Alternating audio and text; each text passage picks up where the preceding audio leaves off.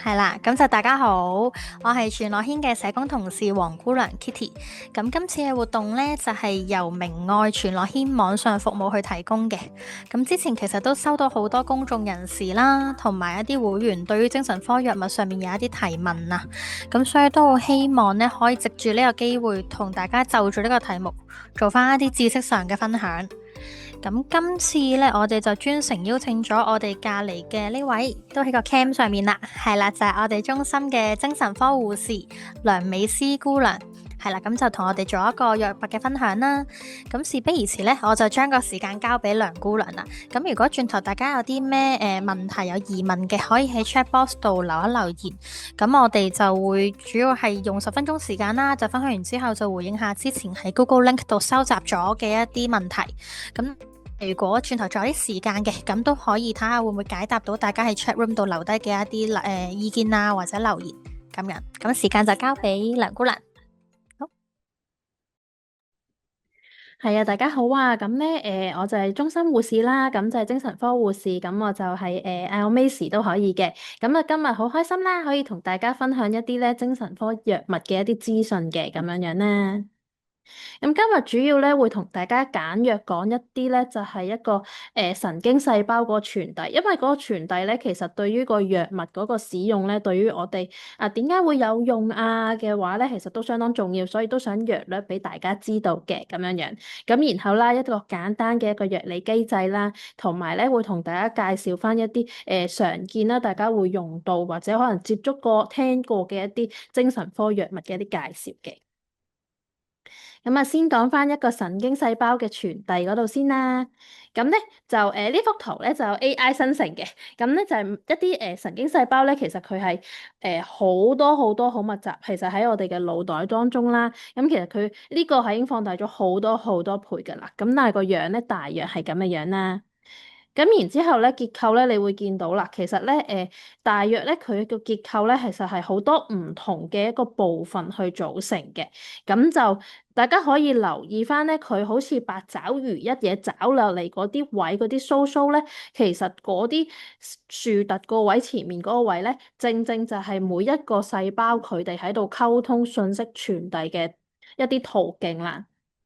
咁呢一幅圖會更加清楚睇到啦，就係啦。其實你會見到咧，嗰啲神經細胞啦，唔係咧完全黐住晒緊扣住嘅喎。佢哋每一個咧，其實有一個空隙，有一個間距。然後咧，嗰啲神經傳導物咧，就會喺一啲間距嗰度，嗰啲神經細胞咧，就互相傳遞，然後咧去溝通一啲信息。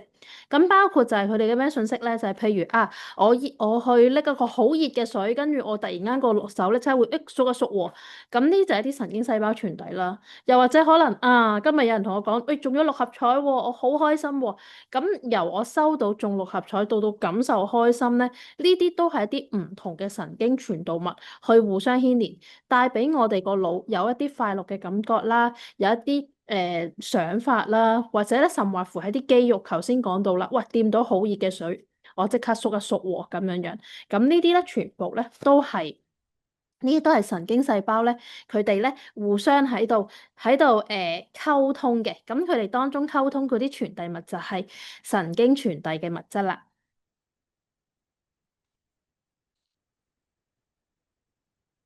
大家會見到啦，咁其實神經傳遞物咧，其實就唔止得呢幾款嘅。不過通常呢幾款咧都有機會影響到佢咧，我哋嗰個情緒啦，或者係我哋嗰啲動力啦，或者我哋嘅記憶力。咁好多時候呢幾款嘅神經傳遞物咧，都甚或乎喺我哋嘅藥物上面咧係有用嘅。咁所以今日都同大家約略俾佢知道。咁有啲喂大家都聽過啦，譬如多巴胺啊、血清素啊咁樣樣。有啲大家可能好似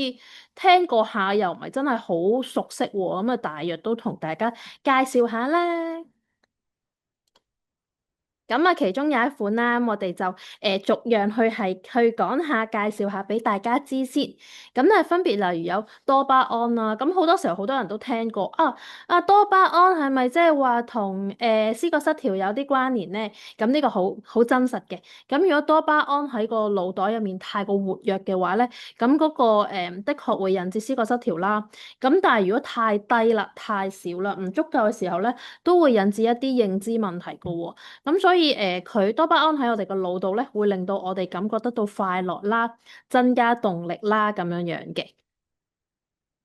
咁血清素相信咧，在座大家都好耳熟能詳啦，好多人都聽見過。咁其實血清素咧，其實就係教會調節我哋嘅睡眠啦、食慾啦同埋情緒。所以咧，如果血清素唔夠，又或者頭先提及過嗰個神經傳遞物嗰度嗰個分泌啊、溝通啊，可能佢哋喺個接觸度掂一掂就即刻縮翻咯喎。即係其實每一個神經細胞都未感受到個快樂，已經冇咗咯喎嘅時間咧，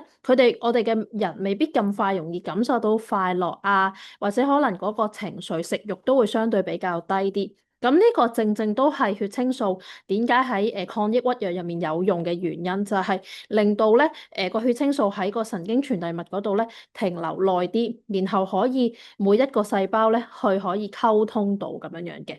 咁講翻血清素啦，咁你話哇，好似好嘢喎，係咪多啲好啲㗎？咁就唔係嘅。如果太多嘅血清素咧，會引致一個躁狂嘅狀態啊，好興奮嘅狀態。但係嗰種興奮咧，可能會令到你做一啲同自己平時做開嘅嘢咧，有啲再高漲啲嘅反應咁樣樣。咁呢個唔係一個理想嘅狀態啦。咁當然好多人都認識啦，就係血清素太低咧，的確係會引致一個抑鬱啦，失去動力啦，或者可能咧有啲人會同我講一句，喂，食龍肉都唔識笑啊，中六合彩都唔會開心啊，嗰種感覺嘅。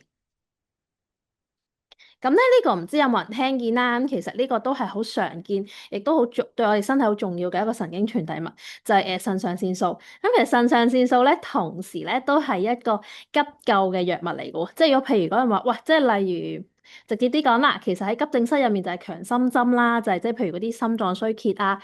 個身體好虛弱嘅病人嘅時候嘅一啲立即需要注射嘅一個傳遞物質嚟嘅。咁但係身體本身會有。呢個咧，如果呢個神經傳遞物咧喺度嘅時候咧，我哋會引致我哋好個心跳啦、血壓啦係一個平穩嘅狀態啦，有 alert 啦、有警覺性啦，可以有我哋嘅表現啦咁樣樣。但係如果太高嘅話咧，咁我哋就會變得好個血壓會好高啦，心跳會好快啦，甚或乎咧會令到咧個人好高度戒備，好小事已經成個人彈起咗啦，好敏鋭啊咁樣樣啦。咁但係相反啦，如果太低嘅話咧，的確嘅，頭先講到嘛，其實佢另一個名喺急症室就強心針啊嘛，咁所以太低嘅話咧，可能代表就係你嘅心跳會好慢啦，甚或乎影響一啲咧，就係你嘅自主神經啦，就係頭先講到心跳或者血壓咁樣樣嘅。咁而去甲腎上腺素咧，係其中腎上腺素另一種咧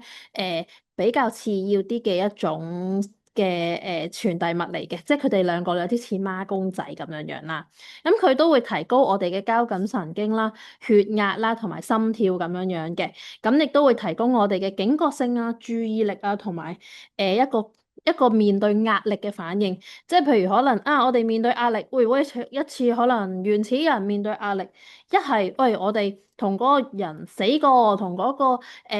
原始人面對個野獸，我要同佢死過咁樣，又或者可能好驚我快啲走，咁咧去甲腎上腺素就係會提供我哋呢一個即時嘅反應嚟嘅。咁所以如果你太低嘅話咧，可能咧面對壓力嘅時候，你好似唔知點反應，或者個反應咧相對好似唔係好合乎處理面對現時嘅壓力咁樣樣啦。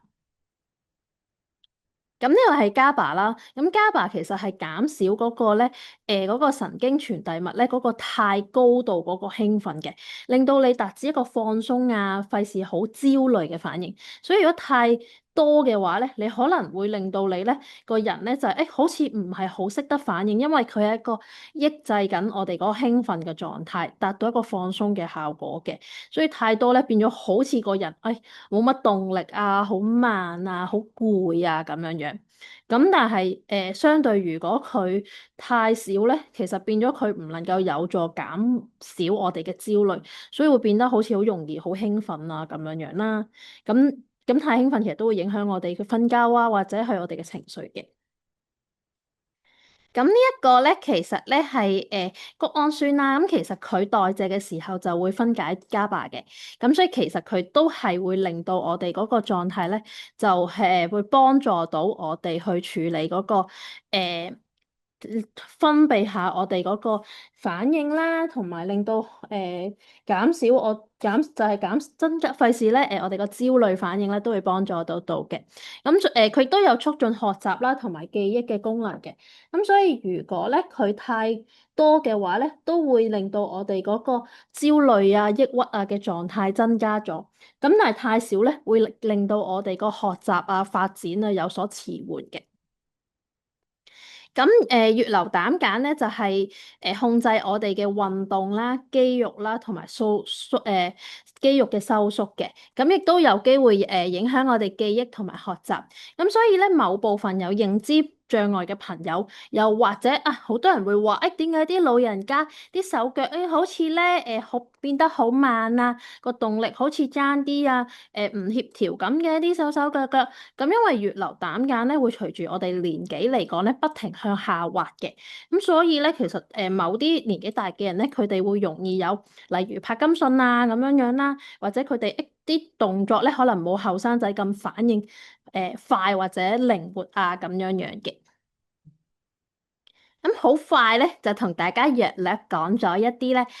常見嘅神經傳遞物。咁可能大家都會覺得，哇咁多嘅，咁當然唔係想大家記啦，但係大約知道下啦。咁咧，其實呢一啲藥物對我哋身體有咩嘢功用咧？其實頭先講到好多，點解我要不停強調一啲話多咗會點，少咗會點咧？係好想俾大家知道，藥物咧其實係希望令到我哋平衡咗我哋嗰個我哋嘅情緒同埋反應，同埋嗰神經傳遞物得到一個平衡嘅果效。太多太少咧，都唔係最 fit 我哋嘅狀態咁樣樣嘅。咁到底呢啲神經傳遞物同精神科藥物有咩關係咧？咁頭先講到啦，就係啦，係啊，呢啲藥物咧，就希望令到我哋個腦咧，神經傳遞物得到一個平衡嘅狀態，唔好咁容易咧，就係話失去咗一個平衡啦。就係頭先講到太多，又或者太少啦，咁樣樣。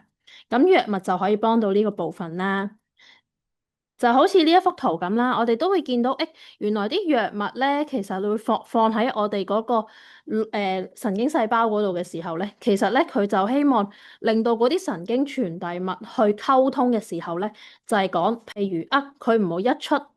就即刻收咗冇咗，佢唔好譬如啲血清素唔係一出嚟，就即刻收咗啦，冇咗啦咁樣樣。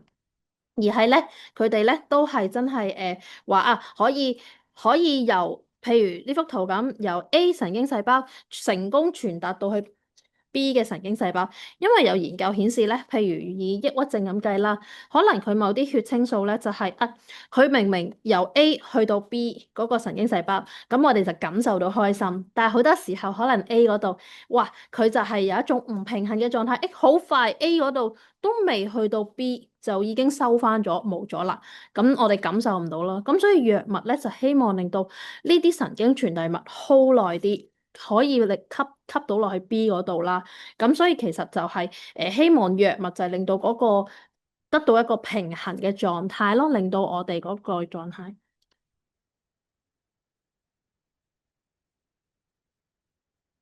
好，咁啊，頭先咧就講咗好多神經傳遞物，亦都講咗呢一啲簡單嘅藥理機制俾大家知啦。咁咧依家就同大家講下，好貼心啦，就係話可能有啲藥物大家聽過，知道過係咩嚟。咁咧就我哋都知道下，其實嗰啲藥物咧到底其實佢係點樣樣㗎咁樣樣啦。咁其實咧，精神科藥物咧常見咧，其實有你可以講五大分類啦。咁我就將其中一個放咗一齊咁樣啫。咁但係其實例如有抗思覺失調嘅藥物啦、抗抑鬱藥啦、情緒穩定劑、鎮定劑同埋安眠藥嘅。咁唔係全部今日都講晒嘅，有啲可能譬如小朋友有啲過度活躍症啊，或者係長者嘅認知障礙症嘅藥物咧，我今日就冇放上落去啦。咁啊，今日主要講就係呢幾款先咁樣樣咧。咁第日如果其他 topic 有興趣再想知嘅，咁我哋有機會可以再講嘅。咁今日講住呢幾款先。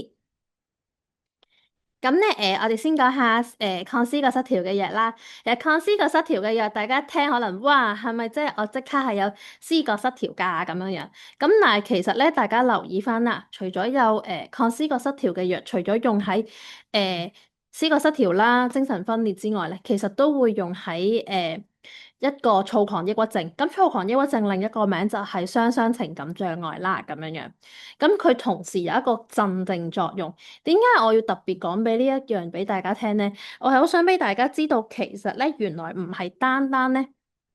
藥物咧，淨係 for 思覺失調用嘅。咁所以如果大家見到如果我呢隻藥好熟喎，我曾經用過喎，但係我冇思覺失調嘅喎，點解會用㗎？咁其實有機會醫生攞咗一個鎮定作用，俾大家一個情緒放鬆啊，或者可以休息啊嘅狀態嚟嘅啫，都唔好一聽見個名就哇好驚啊咁樣樣先。咁咧，抗思覺失調藥咧，其實有兩款啦，一隻新藥，一隻叫舊藥。咁其實就係講翻佢嗰個研發年份嘅啫。咁思覺失調其實嗰個藥物啦，或者講精神科藥物啦，佢嗰個發展史唔算係一個好長好長嘅一個藥物發展史。咁佢最舊嗰隻藥咧，其實係1950年去研發嘅。咁你會見到舊藥咧，其實佢有某啲嘅反應啦。佢減少咗思覺失調嘅一啲正性症狀，例如妄想啊、幻覺啊咁樣樣。咁同時，但係佢都會有啲譬如係坐立不安啦、便秘啦、口乾啦呢啲症狀啦，同埋佢嗰個椎體外徑症反應啦。其中副作用嚟嘅，咁咧其實佢就譬如講到人哋講到反眼啊、靜坐不能啊，即係覺得原地踏嚟踏去啊，坐唔安、食唔落啊，或者個人好似塊面無啦啦做鬼臉嘅佢，咁呢啲都係有機會佢係椎體外徑症反應嚟嘅。咁如果佢有呢個反應咧，其實睇醫生啦，或者係食一種俗稱解藥嘅藥物咧，係幫到手嘅。咁另外一隻副作用咧，係相對比較危險啲，就係抗精神病藥惡性症候群啦。咁如果出現咗神志不清啦、肌肉乾硬啦、發熱，或者心跳加速啦、血壓唔穩定咧，咁就要盡快求醫去揾急症室啦，因為呢個係一個急症嚟嘅咁樣樣。下面有少少藥物嘅例子啦，咁如果有興趣可以望下咁樣樣嘅。咁另外一隻啦，就係可能大家咧有機會醫生會主力開啦。咁呢個就係90年開始研發嘅一啲新藥。咁係啦，我哋都係叫佢新藥嘅。咁咧新藥好處咧就係佢除咗正性症狀咧，其實佢嘅同時負性症狀咧都會有所去延緩咗，幫到手嘅。咁但係同樣佢會眼瞓啦、好攰啦、口乾啦、便秘啦呢啲副作用。咁好多朋友都會同我講話食新藥好肥喎。咁因為佢會令到個食慾增加，令到個體重上升，咁從而誘發咗一個糖尿病嘅可能性嘅。咁所以食呢啲藥咧都要留意翻自己食嘢嗰度，係點樣食嘢嘅模式啦，即係話會唔會走去夜晚食個宵夜啊，又或者平時都高油高糖啊咁樣等等啦。咁新藥都有機會有抗精神病藥惡性症候群嘅。呢度都補充先。咁呢隻藥咧，其實呢個惡性症候群咧，基本上咧，其實你可能係服藥嘅初期就如果有啦，有機會就出現，又或者啱啱轉藥嘅時間會出現。咁所以如果你話我啱啱轉咗藥，或者我啱啱開始睇咧，可以注意翻少少。咁當然如果好驚好擔心，可以盡快去急症室。但係如果你話純粹係啲藥物唔適應咧，可以等到覆診嘅時候再同醫生討論嘅。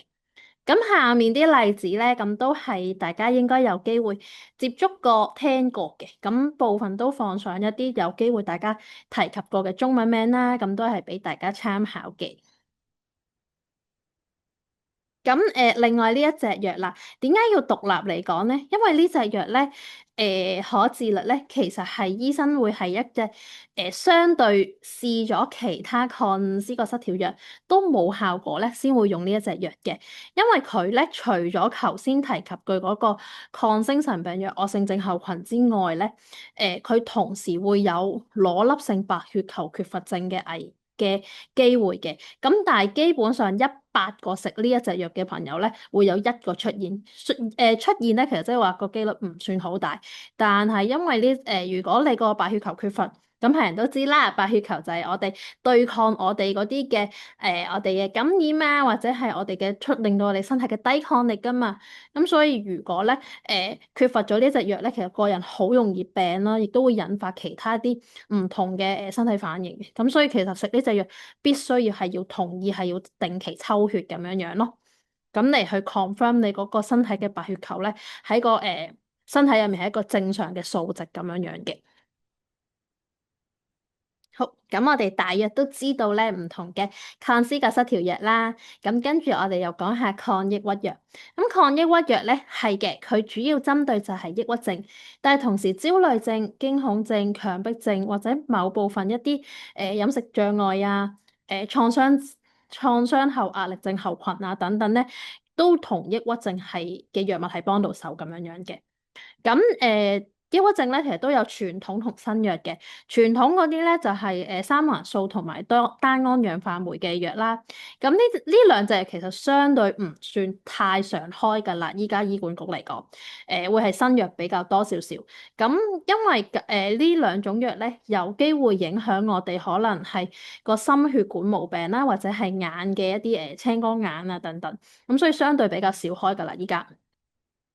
佢嘅副作用就係口乾便秘啦、體重增加啦、心跳加速啦咁。咁有一個叫做肢位性低血壓。咁咩叫肢位性低血壓咧？最簡單容易記咧就係踎低起身見頭暈啦。咁所以如果咧你話我容易咁喎，真係踎低起身見頭暈喎，咁所以你動作就慢啲啦，就唔好起身就彈起，咁你可能咧慢慢坐起身，坐穩咗個人先起身，就唔好好快速嘅動作，減少咗嗰個低血壓引致頭暈嘅狀態。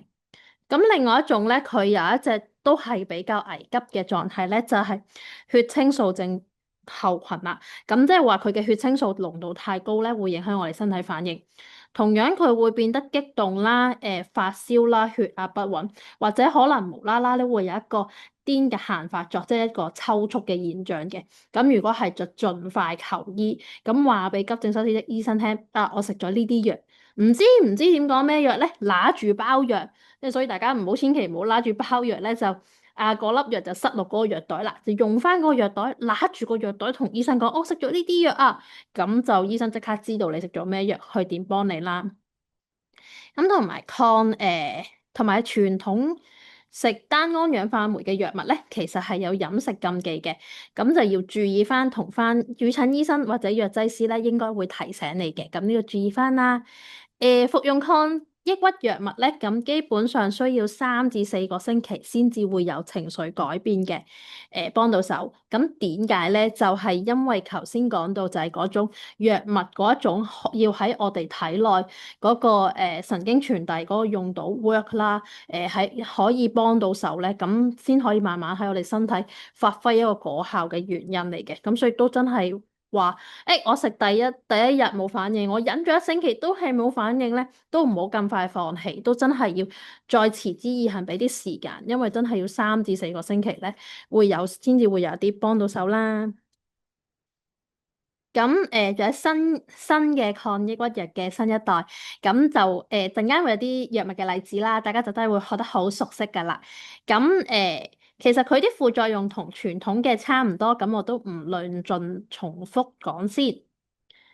咁你會見到咧，例子嗰度話一堆喎，類別有一堆喎，即係咩嚟㗎？好複雜喎。咁其實所謂嗰啲類別咧，就係講緊嗰個神經傳遞物嗰個藥理機制嚟嘅，就係話佢係嗰個血清素喺我哋嘅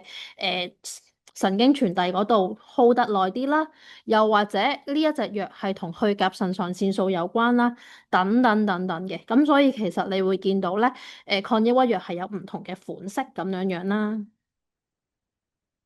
係啦。咁亦都跟住落嚟啦，就同大家講下一啲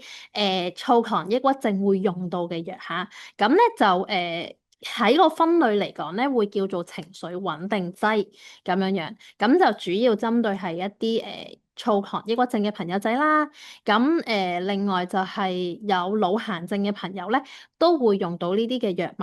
咁同埋佢都係有鎮靜啊、放鬆嘅效果嘅。咁基本上呢啲藥物咧，呢三種啦，常見就係醫管局都會開啦。咁呢三種咧都會係可能會令到大家覺得好眼瞓啊、好攰啊、手震啊、口乾啊咁樣樣嘅。咁另外呢三隻藥咧，都要抽血做化驗，睇下佢呢啲藥物喺我哋身體嗰度咧有冇影響我哋嘅身體狀況啦，又或者呢個藥物係咪真係喺一個合理嘅水平嘅喺我哋身體？太高太少都對我哋身體唔太細太低就冇反應啦，幫唔到手。太高咧，其實都會影響我哋身體狀況，咁所以必須要抽血。咁因為呢三隻藥咧有機會影響胎兒嘅成長啦，有生育計劃咧，而你又食緊呢三隻藥，必須要咧係要同醫生討論去傾，慢慢將你嘅藥物調整去調校嘅。咁就講埋抗焦慮藥啦，抗焦慮藥咧就會係一啲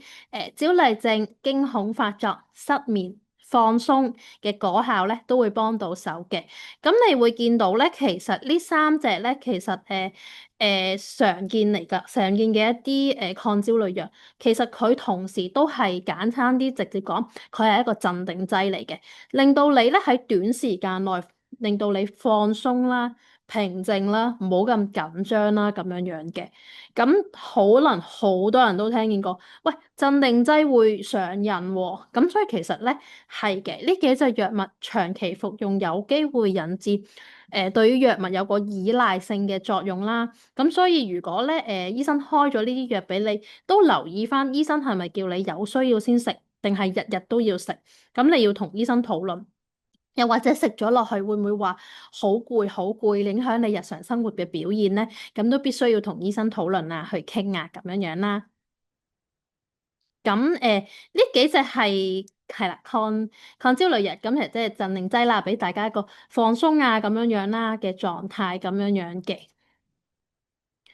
咁然後咧就係一啲安眠藥類啦，安眠藥類的確都有機會產生依賴性作用嘅，咁所以如果食用呢啲藥物咧，都必須要盡量跟足處方，醫生係開幾多個處方俾你，譬如叫你食一粒就盡量係一粒，就唔好話啊我冇作用啊，食多粒咧，咁就唔係咁理想啦。咁講得安眠藥，咁佢成個作用就係令到我哋瞓到覺、休息到咁樣樣，咁所以咧其實就千祈唔好話。我唔瞓覺嘅時候走去食粒安眠藥啦。如果唔係，我會覺得好攰啊，專注力下降，就會引致一啲日間你工作或者生活嗰個表現，甚或乎一啲危險啦。即係譬如啊，我係揸車嘅，咁啊，盡量唔好揸車或者使用重型機器嘅時候服食呢一啲會引致疲倦嘅藥物啦，咁樣樣。咁同埋千祈唔好同酒精一齊服用啦，會引致一個過度鎮靜嘅效果，即係話會令到人太過鎮定咧，其實係影響到我哋嘅狀態咁樣樣嘅。咁呢啲例子咧就 exactly 係安眠藥類啦。咁但係醫生有時唔係開呢幾隻嘅，有時醫生會開感冒傷風藥，攞嗰個睡意眼瞓嘅狀態，達到一個安眠嘅效果咁樣樣嘅。咁所以部分朋友咧都有機會，醫生咧係唔係純係處方一個係安眠藥類嘅藥物去對住去幫到一個瞓覺嘅狀態咁樣樣嘅。咁頭先講到啦，有啲朋友有嗰個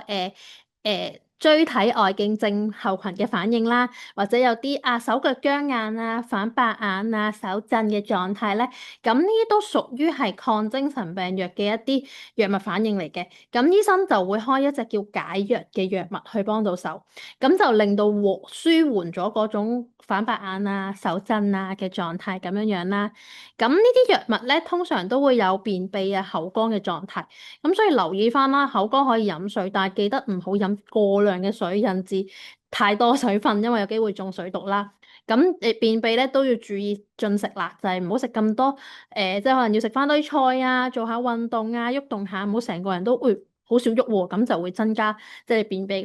嘅呢個可能性㗎啦，咁樣樣。咁同埋呢一隻藥同時有針劑版嘅，咁所以如果你話誒唔係喎，我嗰個手震、肌肉僵硬嘅狀態好嚴重喎，都真係好影響日常生活喎，你好擔心喎，咁其實你都可以去急症室同翻醫生講，我食咗啲咩嘅藥，咁醫生會按你嗰個狀況作出評估，睇下需唔需要注射針劑嘅解藥咁樣樣嘅。咁咧，頭先講咗好多好多唔同種嘅藥物啦，或者類別。咁到底醫生點評估咩人俾咩藥嘅咧？咁其實會按照醫生會按照病人嗰個病歷啦、體重、年齡，依家係咪有懷孕或者懷孕嘅計劃、病狀復發次數、藥物嘅作用、副作用、相互效果。病人嘅服藥狀習慣嚟去決定嘅，咁所以其實都要好靠大家好老實同翻醫生講，喂，我嗰個狀態係點，我嗰個習慣係點，我嗰個食咗藥嗰個反應、作用、副作用係點，嚟去同醫生每一次去慢慢調整你嗰個藥物治療嘅，好難，當然好唔係唔得，但係有時可能未必第一次見醫生就即刻話，嗰隻藥就永遠都好完美。你有時候會有一啲身體反應或者一啲坊間生活嘅壓力，有機會令到嗰個藥物有所要微調嘅，咁所以都有時話啊，點解醫生係咪開嗰隻啊？點解我同我朋友都係有某種精神病，或者我朋友都係抑鬱症喎？點解藥物唔同價咁醫生要考量好多原因咯，咁樣樣。咁當然都可以好靠大家就係好同翻醫生講翻自己嘅呢啲狀態啦，咁樣樣咧。咁呢度同大家想講一句啦，就係咧，復原嘅路咧都唔係淨係靠藥物嘅，都好依靠大家發展你嗰個唔同嘅個人支援嘅系統。例如你可能認識自己嘅壓力啊，或者可能身邊人幫你啊，或者參加啲唔同嘅活動啊，返工啊、返學或者係嚟中心參加活動啊，咁樣你發展完善啲你嗰個個人支援系統咧，都會對你復原係有幫助嘅，一個相輔相成嘅效果咁樣啦。係啦，咁咧啱都係一個好嘅分享啦。咁就30分鐘其實都未必足夠去解釋晒所有關於精神科藥物嘅資訊嘅。咁但係都俾大家有一個好嘅指引同埋理解，可能都多少少去認識一下關於例如係自己食用緊，又或者係身邊有啲朋友仔都係需要食用精神科嘅藥物喎。咁可能多少嘅資訊同認識啦。好好多謝 Miss 啊！